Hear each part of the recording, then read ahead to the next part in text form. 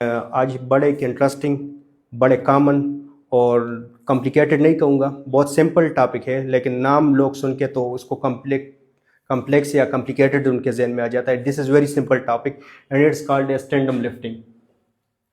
शुरू करते हैं। टेंडम लिफ्टिंग किसे कहते हैं? टेंडम लिफ्टिंग कहते हैं लोडिंग और unloading of one single item by the help of two cranes.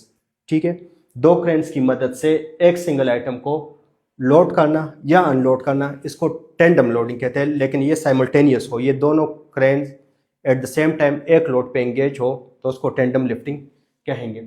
क्यों ऐसा करते हैं? इसकी तीन मेन वजूहात हो सकती है। ठीक है, अगर आपसे इंटरव्यू में पूछा जाए तो ड्यू टू 3 रीजंस हम टेंडम लिफ्टिंग करते हैं। एक जो सबसे कॉमन है कि लोड की जो लोड है वो क्रेन की कैपेसिटी से ज़्यादा है। एक क्रेन की कैपेसिटी से उसका वज़न, उसका वेट, उसका मैस ज़्यादा है तो हम दो क्रेन यूज़ करेंगे, बड़ी कॉमन सी बात है। अगली वजह ये हो सकती है कि लोड का वज़न तो विद इन रेंज है लेकिन उसका स्प्रेड ज़्यादा है, साइज़ ज़्यादा है, तो हम क्या करेंगे, फिर भी दो लिफ्ट यूज़ करेंगे। और तीसरी जो रीज़न है वो दूसरी रीज़न के साथ मिलती जुलती है, ये है कि उसके जो एक क्रेन से लिफ्टिंग जो हुक्स है उनके डिस्टेंस से ज़्यादा है, वो एक क्रेन मैनेज नहीं कर सकता, तो हम दो क्रेन यूज़ करते हैं। तो दीज 3 आर द रीज़न कि हम टेंडम लिफ्टिंग की तरफ आते हैं। इसको मैंने जैसे आपको बताया कि ये हम करते हैं 3 मेन रीजन। सेम लोड को साइमल्टेनियसली दो क्रेन के जरिए से लोड करना। ठीक है, लोड और अनलोड दोनों सूरतों में। इसमें जो मुख्तलिफ चीज़ें यूज़ होती है उसको एक्सप्लेन करेंगे। Crane 1 and crane 2 is understood के क्रेन्स को कहते हैं। ठीक है, सेफ्टी चेन। ठीक है, these are the safety chains, ये सेफ्टी चेन्स हैं। इसका काम क्या करना है, यहाँ पे जो लोड ट्रांसफ़र करना है, लोड को ट्रांसफ़र करना, यानी जब भी आप लिफ्ट करते हैं जो लोड होता है वो इस चेन्स की मदद से ट्रांसफ़र होता है।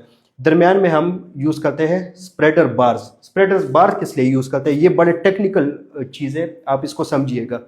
स्प्रेडर बार्स क्या करते हैं, एक देखिए इसका नाम से जाहिर है कि ये चेन्स को स्प्रेड करता है। इसको चेन्स के स्प्रेड होने से क्या फ़र्क पड़ता है, अगर आप इसको सिंगल यहाँ पे अटैच कर ले तो इसका एंगल, इसके एंगल को, चेन के एंगल को डिस्टर्ब करता है, जिसकी वजह से लोड डिस्ट्रीब्यूट हो जाता है और चेन पे अब उनकी कैपेसिटी से ज़्यादा वज़न नहीं आता और चेन सर्वाइव करता है। One reason.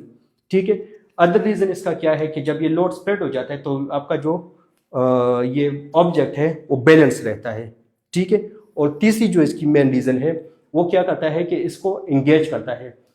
स्प्रेडर बार क्या करता है, जो आपका लोड है, लोड और क्रेन को इंगेज करता है through this spreader bar. Chain आ जाता है, स्प्रेडर बार के साथ इंगेज हो जाता है और स्प्रेडर बार लोड के साथ इंगेज हो जाता है। तो इसका ये फंक्शन है, लोड को बैलेंस करना, लोड को डिस्ट्रीब्यूट करना, ऑब्जेक्ट को बैलेंस करना, लोड को डिस्ट्रीब्यूट करना और कनेक्ट करना। ठीक है, डिस्ट्रीब्यूट करता है थ्रू एंगल्स, कनेक्ट करता है थ्रू हुक्स एंड यानी उसको बैलेंस भी रखता है थ्रू दिस लोड डिस्ट्रीब्यूशन। ठीक है, लेवल का क्या काम है, लेवल आप रिगर हर टाइम ऑब्जर्व करेगा, ये रिगर का काम वैसे होता है। रिगिंग जो करता है वो इसको कंट्रोल करता है, लोड को बैलेंस रखना। बैलेंस भाई क्यों रखते हैं, अगर अनबैलेंस हो तो जर्क लगेगा, जर्क से ये टूट सकता है, गिर सकता है एंड ये अनइवनली अगर क्रेन को भी झटका लग सकता है, लोड भी खराब हो सकता है। तो ये at any time horizontally balance होने के लिए लोड लेवल का होना ज़रूरी है। तो आई होप कि मैंने आपको ये चीज़ें समझा दी and you will have understood it. So thank you so much for joining, stay in touch with us.